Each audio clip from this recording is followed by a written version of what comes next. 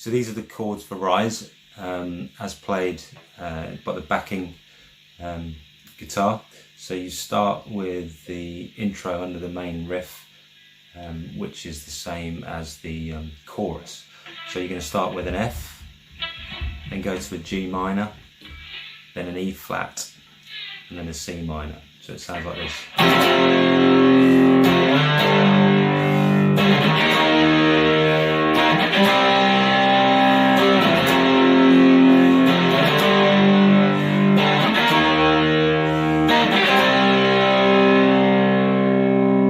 So you play that twice and then you drop back to the G minor.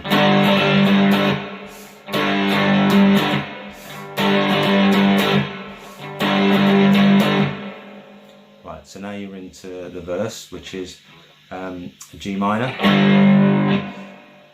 A, B flat, E flat, F, G minor. Now, that A to B flat, I'll play it in a minute, but it could be played full bar chords. My ear prefers it playing the open G shape, but just the top two strings. So the 5th fret on the E string and the 4th on the A string. Just those top strings. So what that sounds like altogether is.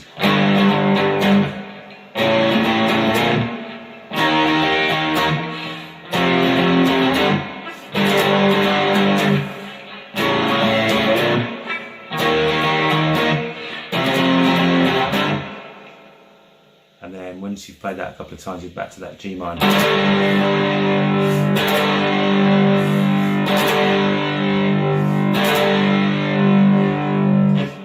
Then you're into the chorus, which is the same as the opening in chords behind the riff. So it's F, G minor, E flat, C minor,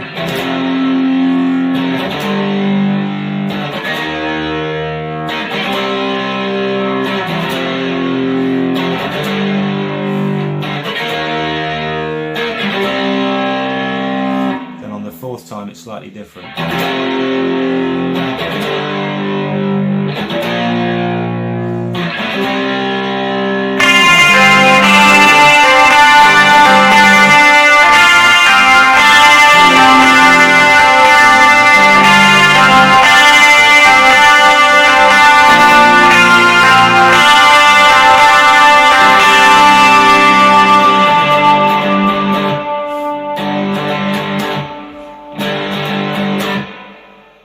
Okay, so that's all the chords. Okay, so the opening sequence to Rise is really simple. It's just 3 notes. So you've got, first thing, now we're on to Johnny's part, capo on 3rd fret. Okay, so you've got the 6th fret on the B string and the 5th and the 7th on the G string. So it sounds, without the effect, sounds like this.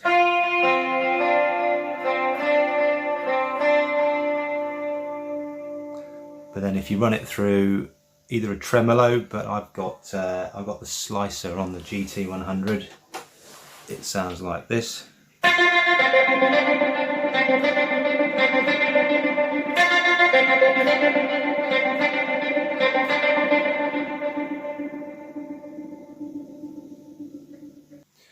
Okay, so now we've got the main riff in the opening of the song, and that's built around these 4 chords. So it's a D shape, then an E minor, then a C, then an A. Okay. Now you can finger those full chords if you like, but actually you don't need to. So what it sounds like played through is.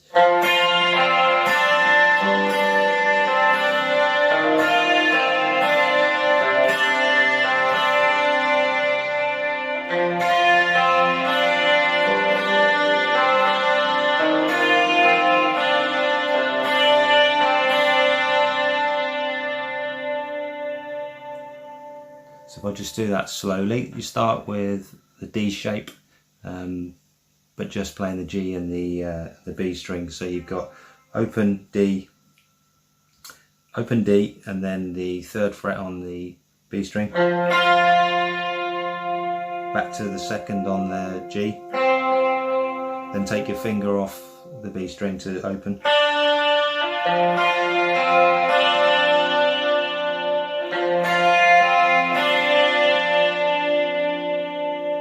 and then you could, Johnny does this, moves to play the E minor shape, but you actually don't need to, because the next notes are,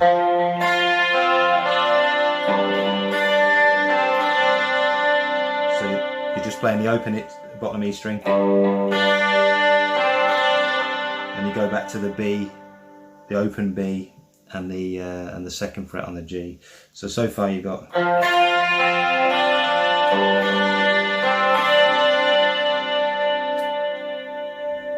now you add your middle finger onto the 3rd fret of the A string and put that 4th finger back on the 3rd fret of the B string, because you're going to play.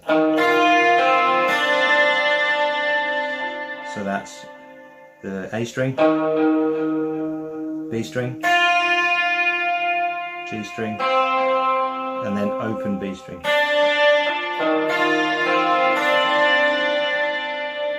And you finish it off with open A,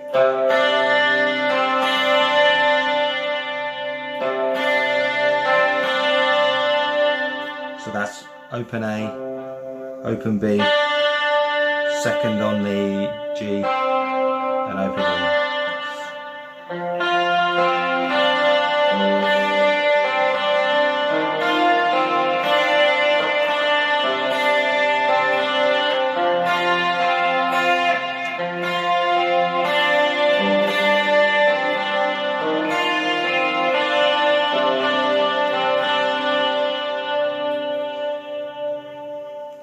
Then you drop back into what's now an E minor shape.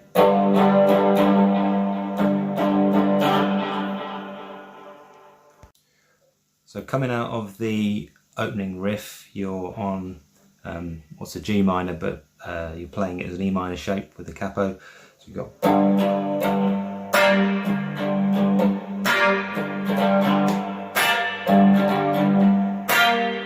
and that's just simply an E minor, playing the bottom strings, and then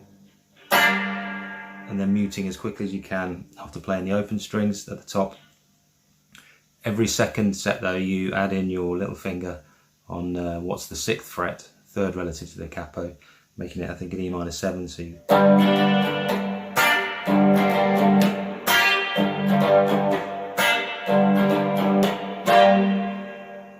and then to come out of that into then the chorus, you've got a what's a D minor, but a B minor shape relative to the capo.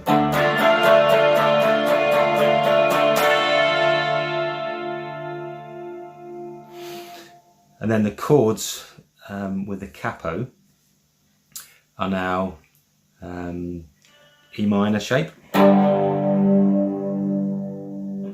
then you've got this strange chord, which is 3rd on your 5th fret on the E string, 4th on the A string, and 7th on the D string,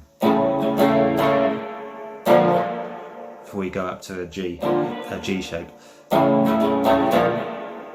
Then a C. Move that C shape up 2 frets, so you're playing what would be a D shape, but with some of the open strings.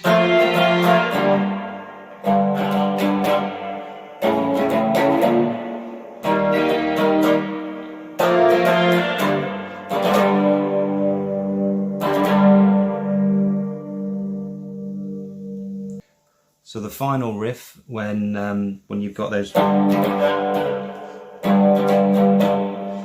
the E minor shape on the backing guitar, is playing something like.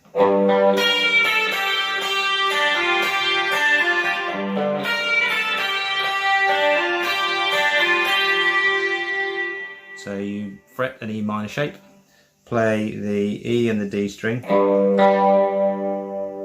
and then you've got the 6th fret, 5th, back to the open, which is the 3rd, So 6th, 5th to the 3rd on the top string, and then the open 3rd up to the 6th. So you hammer on the 3rd, the 6th fret.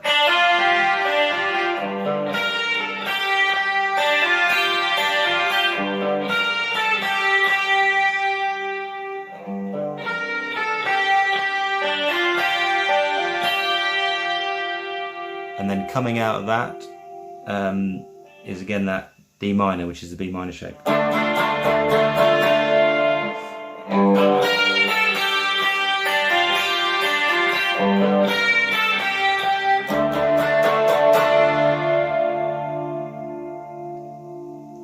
Then you're into the chorus, which now with the cap on the 3rd fret, you've got a D shape, E minor,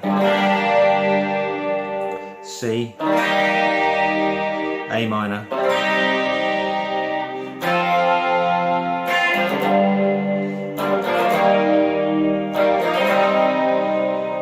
and then that changed one is D, E minor, G, A minor,